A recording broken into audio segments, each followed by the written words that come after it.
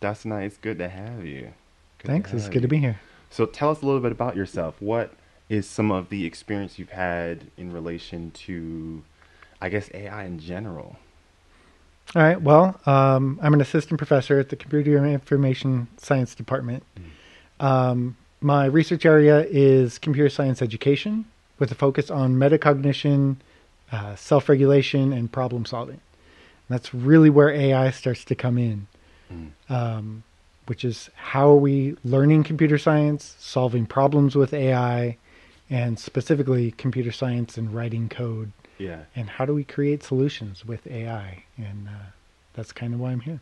So let's assume that there are some people that don't know anything about ChatGPT, about AI. How do you define what people call artificial intelligence? What does that mean exactly? Yeah, so there's lots of different types of artificial intelligence. The big one that we're talking about now is generative AI, Mm. which is really a large language model where we've given the computer a large data set to try and understand the context of, and really what it is it's a complex statistical analysis of that just does your autocomplete like you would on your phone when you're typing out texts. Just picks the next word or next token based on what information it has and what data it has. So it just chooses what it thinks is best to come next. And it's basing this off of previous data that they've collected from you, I'm assuming, as the user. Pretty much like a phone. Like you'll see common words or phrases that'll pop up. I'm assuming AI probably has some similar. Yeah, it's based on all the data that it's been trained on. Got it. So the programmers have trained it over a certain amount of time and different revisions, Yeah. giving it more and more data, refining how it looks at that data and how it kind of understands that data, to build this statistical model of what it thinks will come next given the context. And so we've seen, specifically with Chat GPT, we have seen its tremendous impact that it's already had on higher ed. Most of the stories have been presented in a more frightening manner. Students just kind of getting their paper done just like that. That's Or frightening? it's for some. Absolutely. If I was a student, I'd be like, "Oh yeah, this is perfect." But you'll have faculty or staff will use the generate AI to create statements because they're just not right sure if they can get the language down right, and a lot of other conversations sort of popped up. In your experience, are we sort of seeing this the right way? And what I mean by that is there a legitimate reason to be afraid of what we're seeing in terms of the transitions in higher ed based off of artificial intelligence? I think it depends on where you're coming at. If you are a higher ed educator and you're worried about cheating or you're worried about you becoming obsolete from the AI because it can be such a good tutor, there are reasons to worry in those cases. It's a tool. Like any other technology, ChatGPT is going to be a powerful tool that we're going to use for many different things. So students, writing papers, students actually learning the content and being able to ask the AI for the meaning behind things or why did we do things this way. That can be a very valuable learning tool, just as much as it is a button to say, do my homework for me. Yeah. So there's definitely a concern about how students are going to be using it to subvert the system that we have currently. But the educational system is going to have to adapt to kind of keep up with the way students are going to use it. And you've been privy to some examples of how some professors have sort of adapted to some of these ideas. As soon as I heard that ChatGPT was out, I went and started playing with it, seeing what it can do, kind of what its capabilities were, specifically for my class, because I expect students to jump in and use whatever tool they can, trying to be the most efficient or just getting away with as much as possible, right? Yeah. Being efficient with their time. Right. And I realized, it can basically do all of the assignments in my class. So I knew I had to adapt my class for it.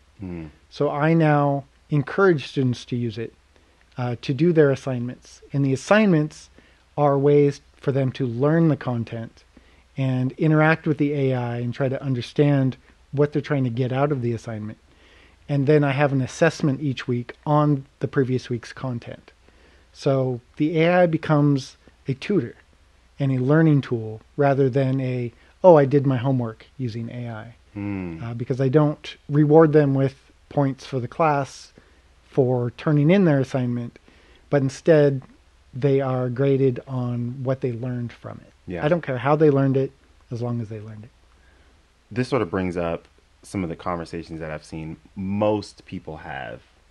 You know, you do have some spectacle that's sort of surrounding how the news sort of presents it, but the conversation of sort of the ethics behind it all, right? We've seen AI in different formats, including ChatGPT sort of been used to recreate or, we've seen instances of songs being created or photos being doctored, right? You'll see on a picture on Twitter where it'll have to have like a fact check, like, no, this is not the Pope wearing this jacket,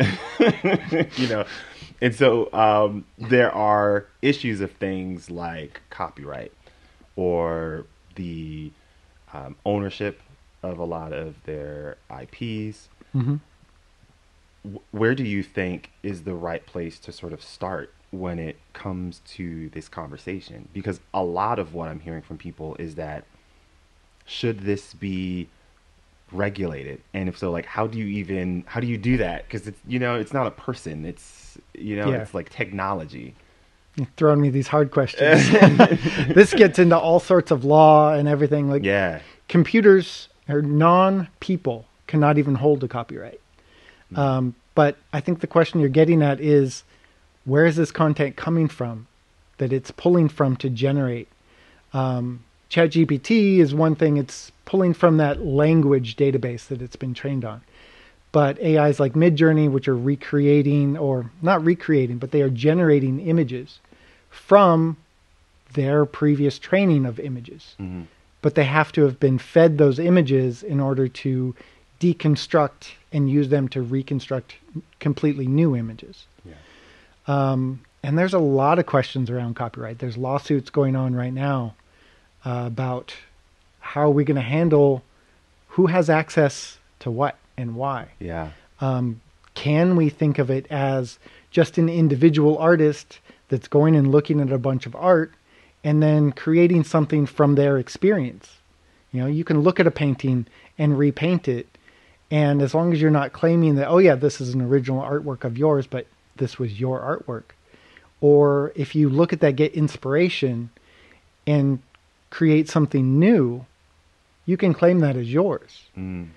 That's really what the computer is kind of doing, but it's not a person, and it's not limited by our mental faculties. So it's able to do much more and feels like a much greater leap into stealing or using other people's work in order to create something else. So there's a lot of questions around copyright that I am definitely not qualified to answer. But there are courts that are looking into this and trying to decide how are we going to navigate that. So a lot of what we're also seeing is the evolution of the intelligence itself, right? Where obviously people are sort of comparing it to like the Westworlds or the Terminators, the iRobots. How likely is any of that to happen? Is that something that we would even expect in our lifetime, in your opinion? Or is there just too much spectacle around this, and I think we just need to slow down a little bit? Where do you think we should sort of land when it comes to this idea? The fear of AI taking over. Right?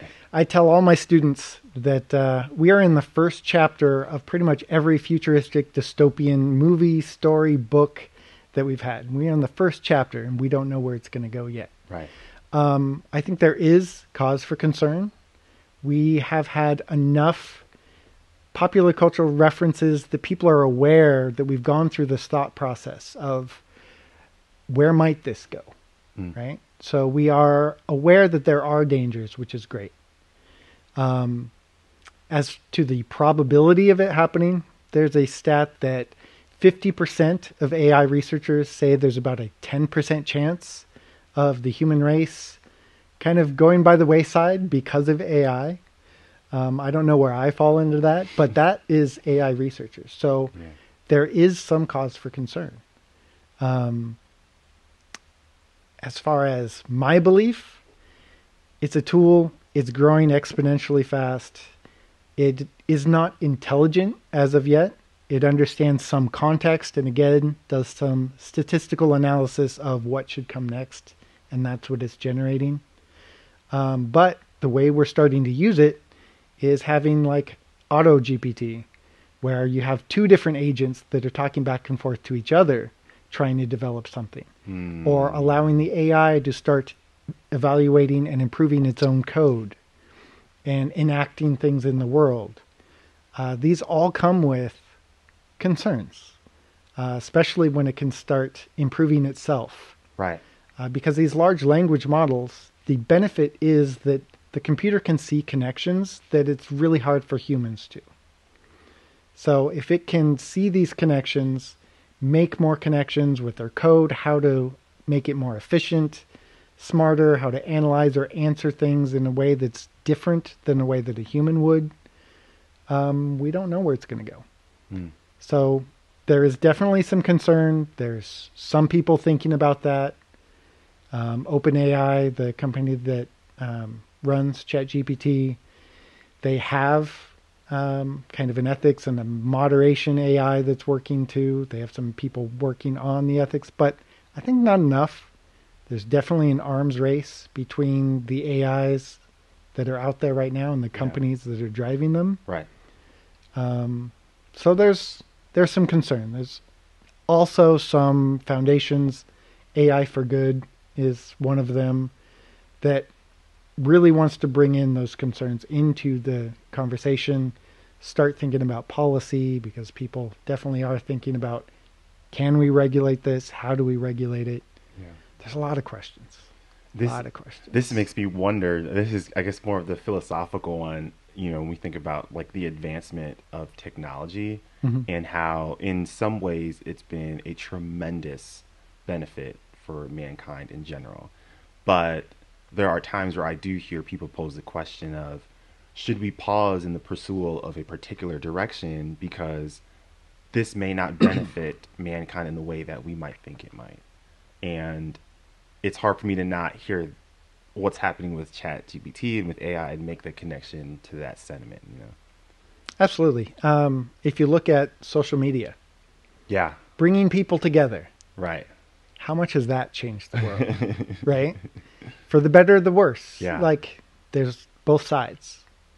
As a culture, a world culture now, it's kind of brought us together, but it's also caused a lot of social problems that we're still trying to navigate. AI is going to grow a lot faster than social media, and it's being implemented and rolled out a lot faster than social media was. I forget the stats of how long it took, like Facebook, to get 1 million users, but for ChatGPT it was 5 days. Whoa. And then 100 million, I believe Reuters said it was 3 months, which made it the most popular consumer product ever. And as of March, I think we're past 1.6 billion users. So, yeah, that's a little faster growth than social media. And it's going to start getting into all these different technologies as we have this arms race. Yeah. And I think, you know, some of the other things that we've seen is it can auto-generate music. It can auto-generate full-on conversations, right? And I think that sort of bleeds into like the concern of misinformation that sort of spreads around, because someone will share a video in, let's say, our group chat, and we're like, I don't think that's what he said. But it sounds exactly like that individual, that president, that CEO, that employee, or that employer, and it can sort of blur the lines a bit now, And I think what you're suggesting here of like this can be posed for the good or the bad. I think part of that first chapter that I've sort of seen is how is mankind going to respond ethically and morally to this? Um, because it's a test run not just for the product, but the test run for our ethics as well. I think that is also what I think kind of frightens people a little bit too. Except for it's not a test run. Hmm. We are experiencing it now. Yeah. It's going to be changing not only the way we act with technology, but the way we interact with each other. Because at least with the AI that we're using now in ChatGPT, this conversational language prompting, getting a response, we're learning how to ask questions. The prompt engineer is going to be the next big job. There's already jobs out there to really devise good prompts, analyze the results, and then put them into practice.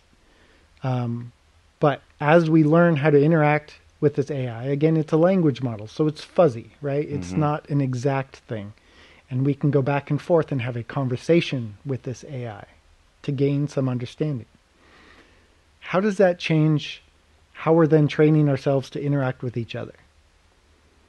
It's going to be an interesting change to see how, especially children growing up in an environment where they're talking to AI, how does that change how we're talking to each other? Mm. Do we have a better understanding of what it is we want to know and what we should be asking someone? Because we're practicing that with the AI. Can we be more honest with each other because I know what I want to get from you, or I know what experiences I want to make with you? Because we're thinking a little bit more metacognitively about that. Because to get good results from the AI, we're going to have to be asking good questions. Mm. So it's going to take us to a different level in multiple ways. But I feel like I'm pushing into the future and where I think it might be going and how it might be changing us socially. And we're not talking as much about the AI. Yeah. But the impacts of it are going to be huge. It's going to be huge. One of the things that we've seen is how AI has sort of even incorporated itself into things like HR process, the hiring process, sort of ciphering through applications that if you were involved in any hiring committee, you know how time consuming that entire process can be. And so they will look to, AI as a way to sort of alleviate some of that burden. But we've even seen some concerns of things like, bias, right? How do we even get something like bias in something that is not human? How does that work? Yeah, so there's really two ways we can get bias in AI. One, the programmers are introducing it based on how they think it should work. So there's definitely some systematic bias that can go in that way. With the generative AI, I don't believe that's the case. There are some moderating AI that takes the output or takes your prompts, for instance, in ChatGPT, and says, oh, that's against our terms of service. We aren't going to accept that prompt, or we're not going to give you an answer to that for various reasons. Yeah. Those are fraught with peril, right? Because that is a human saying, no, I don't like that question, or I don't like that answer, so I'm not going to give it to you. That is one thing we are going to have to figure out, because there's a lot of stuff that AI could tell us how to do that we don't want to be able to do that. Here's how to make some illicit drug or these weapons or make dangerous things or plan extravagant ways to do harm to people, right? AI can help us with that if we allow it to. And so shutting some of that down may be a good idea. The other way bias can be introduced is the data that we give it. And this, I think, is a really challenging situation because first, the programmers can decide what data we're giving the AI. But the AI is also generating data. So it may be reinforcing the data that it already has by generating more of it. So you could be diluting other data or other situations, which may make, over time, the AI believe that those other situations don't exist, or this type of people aren't as important because culturally we aren't seeing a lot of data from them, for instance. Or if there's a culture of a type of person that is stereotyped in a particular way, and those stereotypes keep coming up and more content is generated to support that, then anything other than those stereotypes might be drowned out. So it could be self-reinforcing in that way by continuing to generate more content that supports the original data. So we do need to watch out for that, for sure. This does, I mean, it sort of comes back to what we've sort of seen in our conversation so far, which is the way we use this is really going to change the trajectory of what happens in our society, because something like AI can find real benefits in a lot of different ways in our workplace environment, in the way that we socially interact online. You talked a little bit about what we've sort of seen in higher ed and how people have tried to have a positive sort of way we sort of interact with it. Can you tell us about some of the other examples that you've sort of seen just in your research and your reading that shows that, like, there are people who are like, yeah, this is something that isn't going to go away, so we've got to find a way to provide this in a more beneficial way for humanity? Yeah, absolutely. I was at a panel not too long ago with people in the writing discipline, teaching writing, liberal arts, and they talked about the human magic behind writing and behind creating things. And they also saw it as a potential to be a really good tool to help expose what's important to us in writing. Yeah. And started generating ways in which we could think about the assignments that we're giving students.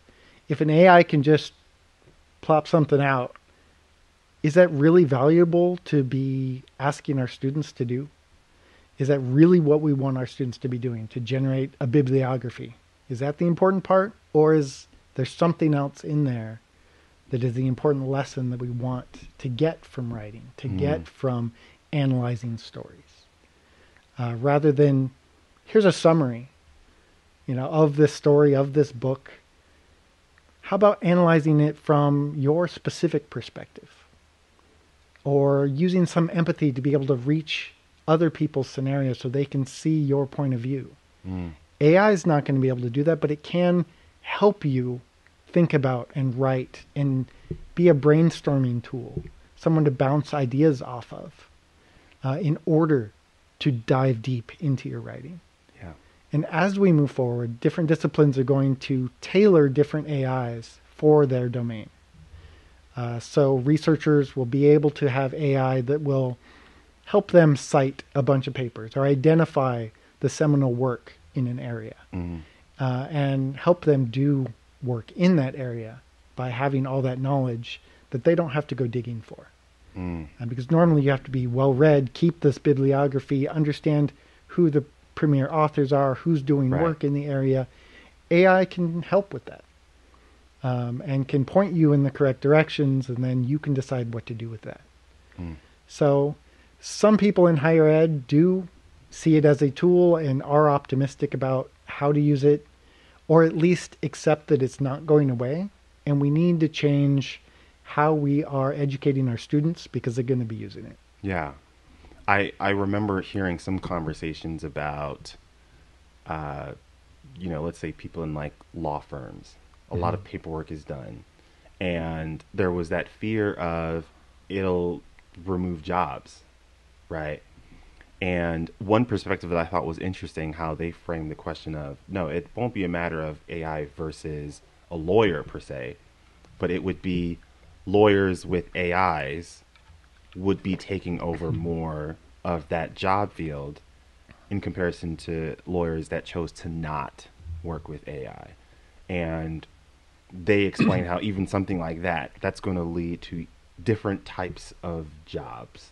And so it almost sounds like, to some degree, we've seen other like industrial revolution moments where this sort of spike in a particular form of work sort of explodes in the economy. And I'm wondering if AI could potentially generate that as well. Absolutely. Yeah. As an example, you don't see any lawyers without the internet, Right. right? They're all using the internet. It's the same type of thing, right? It's just stepping it up another level. Mm. One thing that kind of dichotomy brings up is access, right? Who are we going to be leaving behind as the world starts ramping up Yeah. with AI? At such a fast pace as well. At a very fast pace, Yeah. yes. I am very optimistic about that, in that I think it is going to become so ubiquitous, AI involved in everything, even older smartphones, that I think we're really going to be able to give technology to people and have the AI be able to help them from where they are, either educationally or technologically savvy, be able to have those conversations with the AI and can help them be introduced into the more global community. Mm. So I'm talking villages in Africa that have iPads. That's going to be able to run AI at some point, and probably some point soon.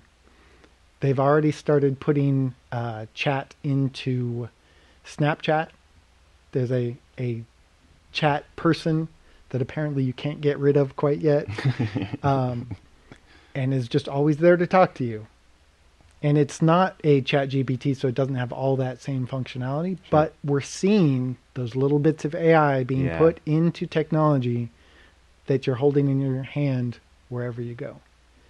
So I hope that access will not be such a problem.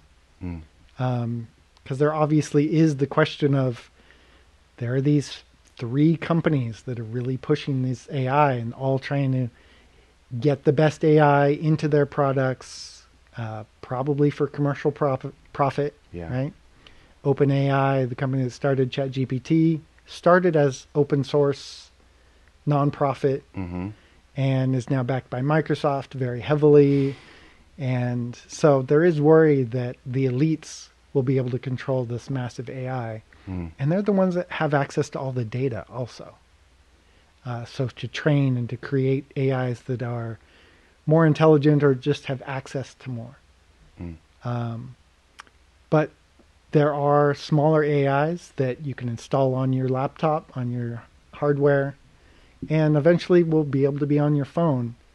And if we can get the access to some data to train it on for specific purposes or whatever we want, I'm hoping that elitist controlling the AI will not be in our future.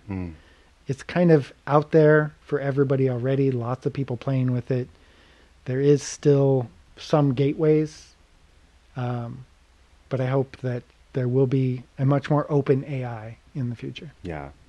Not to throw any more pop culture references, but I can almost guarantee we're going to get like a Black Mirror episode on something that sort of relates to in the future, if not handled with care and proper ethics, this is what it can look like. So I don't think we even need Black Mirror. We already have things like the movie Elysium, or Yeah. where, they have this utopia Yeah. that they can heal the body through this AI just knows how to do it. They have Right. the technology, while other people don't, right? They still suffer. So it's a big question. So we've talked quite a bit about the negatives in relation to AI and ChatGPT, but to leave people just with a little bit more of an optimistic view, so they don't think we're on the verge of a Terminator sort of extinction. What are some positives that you've seen? We talked a little bit about how some professors have sort of incorporated it into their curriculum. Could you think of some other examples that we can sort of look to that people can see as an encouragement that, oh wait, there's some good out here in relation to this. Yeah, absolutely. You've mentioned a couple times that this can have lots of positive benefits. I thought about it most in the area of education Mm. and watched my students learn how to use the AI. As a personal tutor, being able to ask the AI, why does it work this way? Or can you explain it to me using a metaphor that I might understand? So they're really leveraging the conversational aspect to be able to understand things from their perspective. Yeah. So the AI becomes a personal tutor. We've known for a long time that a personal tutor is the best way to learn. Yeah. And if these AIs are getting that complicated and that sophisticated, that they can start understanding an individual student and guiding them to the knowledge, this is huge for education. It's going to cause a conflict in higher ed in general, because then what do universities look like if this is that accessible to everybody? Yeah. So we need to look at how we're going to change and adapt to that. But every discipline is going to have this tool that's going to help them make those connections, do that busy work that maybe they don't need to be doing, so they can focus on pushing the boundaries of what they know, what they can do, rather than, as you said, the lawyers doing a bunch of paperwork. Right. Instead, the lawyers can be able to look over all of the casework using AI that's ever been done about this particular topic and pull out the most salient bits and argue on those behalfs, right? Every discipline has those nuggets of value that they can use AI to really get to. And those questions in research that we're pushing the boundary of knowledge on, that the AI can help you identify. Yeah. So educators can really stop worrying about how to write assignments, because the AI can help you with that. How to do assessments, we're going to have that down with the AI eventually as well. So it's going to take a little time to ramp up and to adapt to these. But those kind of I don't want to say low skilled, because that's not what it's going to take over. But those more menial tasks, Sure. those busy work, the paperwork, it may just be able to generate for you, and then you put the value on top of that. Mm. And it'll allow us to get to the things that are more valuable to us. Yeah. And that brings me back to my discussions with that writing professor about that human magic. Yeah, AI can write a book, but that's not why we started writing, is just to create something to sell, to create this artifact. There's a lot of passion in writing and expression and self-exploration. And same with art.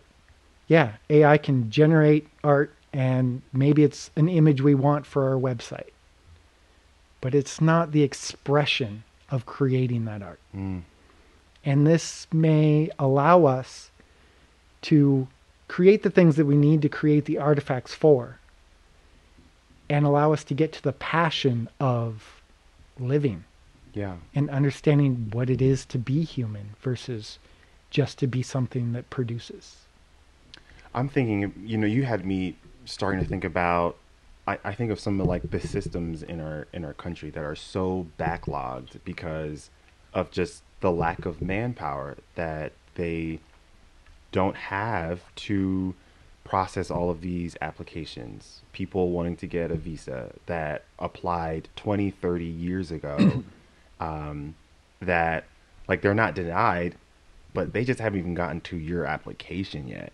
And I think about the efficiency that potentially AI could possibly have on even something like that.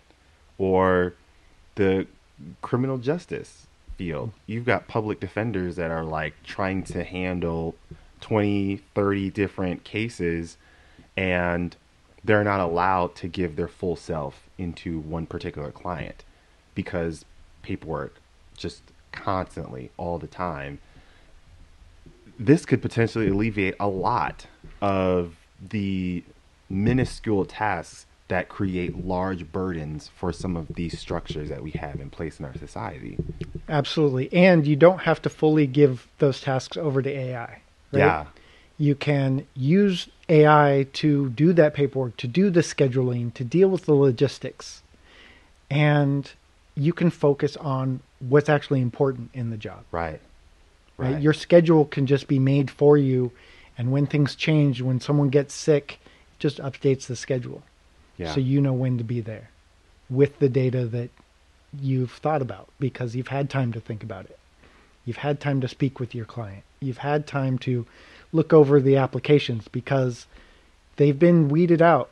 You know, all the ones that weren't going to be accepted because they weren't submitted correctly. Mm-hmm. All of these things that are hurdles and burdens that can be taken care of, and you can focus on doing good work, doing the valuable part of the work. Yeah, it opens the door for the more creative side for a lot of people. It just sort of reminds me of like hierarchy of needs here, where a lot of people, just based on the labor that they're currently working with, they don't have not necessarily just the time, they don't have the opportunity to explore anything more because maybe their job just doesn't give them enough time to explore those things. But if I'm even hearing you correctly, you're saying if we can find ways so that AI isn't completely replacing all of these jobs, the benefit could be is it's going to give people more time to just be human and less time of just clocking in 8 to 12 hours a day trying to get through a lot of these tasks that are just not sustainable with just a single person having to do on their own to be at what would be seen as like the most appropriate or efficient manner for some of these tasks. And I think that's actually the low-hanging fruit of AI is getting rid of the menial things that we do. When we introduced the calculator and allowed that to be used in math classrooms, our country did see a slide in the ability to do mental math on a day-to-day, which can be a downside. Sure. But it's also allowed us to not worry about that because we know we can rely on the tool and think about more of the algorithms and the formulas and think about the higher level math rather than needing to do the mental math. Even, there is a trade-off there. But I kind of see it like that. We'll be able to have this tool that'll help us do the menial stuff that may be important to still be able to do without the tool. Yeah. But not having to focus on that as our primary job duty is going to be beneficial and allow us to get to those important and the human and the creative and the passion of doing what you want to do. It's like Tony Stark with his AI, right? I know she sort of has different acronyms in each movie, but for the most part, she's handling a lot of the behind the scenes labor. She's putting the pieces together. She's running tests, analysis of any hypothesis that he has. And so all he's doing is really just allowing his brain to just wander, keep thinking of more ideas. And that kind of sounds like what you're saying here is we have the AI taking care of that particular component, and it can potentially allow humans to think deeper and not have to spend so much of their brain power on trying to get through, okay, I have to make sure I go through this hypothesis, as opposed to an AI who can maybe do that in a significant less amount of time. I mean, I'm thinking medical research and how that could potentially help. Yeah, the list goes on and on. Is already introducing, I believe it's called Whisper, that can take notes. It transcribes on the fly and can fill out all the forms for a doctor as they talk to their student. So ingrained in education, as they talk to their patient. So they're not having to turn and stare at the computer and take the time to write everything down to make sure that they don't miss it. Instead, the computer's filling out the form while the doctor is really involved with their patient and understanding the diagnosis and thinking about that. I really like the Iron Man connection. Yeah. In the first movie, he had to do by hand building a suit all on his own. Right. The later movies, he had his AI putting all the pieces together for him, but he was still doing the design work. Right. That's kind of how I see it progressing. Yeah, he's got this nanotech in the latter movies. He probably doesn't get that if he's still in, clunking away, having to beat on that metal. Takes all way the too time. much time. Right. Right. Because not just time in terms of hours in a day, years. A human lives, maybe into their 80s on an average. How much time in those 80 years are spent doing the labor that's necessary versus now, let's see, in 20, 30 years, that AI is going to help us move in such a faster direction. Like, James Cameron, it took him like nearly 20 years to make that first Avatar movie versus now, like, maybe it doesn't take that long. And maybe people can enjoy that, cinematic experience without having to wait, 20, 30 years like we had to do in some of these instances. Yeah. Yeah, absolutely. I think AI, it's definitely going to take over some job positions, for sure. There's no avoiding that. But part of that is allowing humans to get past the chasing a paycheck to being able to chase their passions. Yeah. And that's kind of the whole universal basic incomes draw, right? Is that It's focus more, on what yeah, you want to do right, and what you're passionate about doing. Yeah. The AI is one way that I think we're going to be able to see that happen. Yeah, I mean, and not to get too partisan on where people may land, but that conversation, whatever mankind lands on, it's starting to feel more unavoidable. Like, you can't ignore the possibility. We have to start considering something, because if jobs are going away, the very premise of how we live, of working and doing a good job and you get paid for your labor, if there's no labor, you can't get paid. So it forces us to think about, if this new phenomenon is being introduced for all of civilization, how can we still make sure that we survive? And that sort of leads into this conversation of universal basic income in some ways. Yeah. Yeah, and that's one concern and something that we're definitely going to have to figure out. But we could be going the way of the Matrix, or we could be going the way of Star Trek. Yeah. But even Star Trek, before they developed warp drives, had kind of a tumultuous time in society trying to figure stuff out. And I think that's what we're going to go through.